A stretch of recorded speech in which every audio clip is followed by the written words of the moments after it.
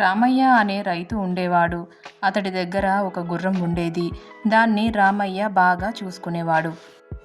కానీ దానితో పొలం పనులు చేయించేవాడు. గుర్రానికి అది ఇష్టం ఉండేది కాదు. నా పూర్వీకులు రాజుల సంరక్షణలో ఉండేవారు.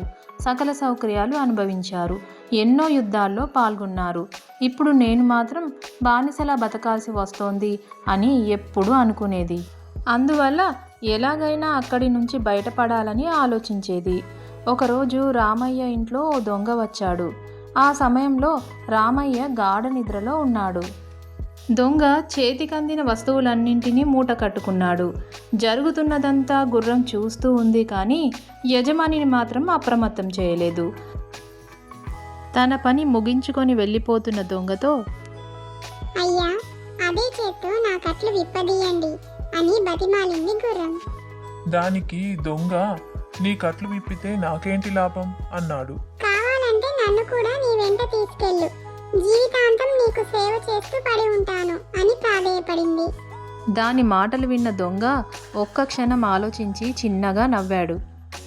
నేను దొంగతనం చేస్తున్నానని తెలిసి కూడా నువ్వు నీ యజమానిని నిద్రలేపలేదు.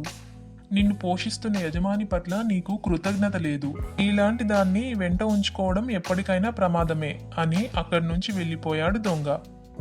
దొంగకు ఉన్న నీతి కూడా తనకు లేకపోయిందే అని విచారిస్తూ గుర్రం మౌనంగా ఉండిపోయింది. ఆ తర్వాత నుంచి అది యజమాని చెప్పిన పనిని చేస్తూ కృతజ్ఞతతో మెలగసాగింది.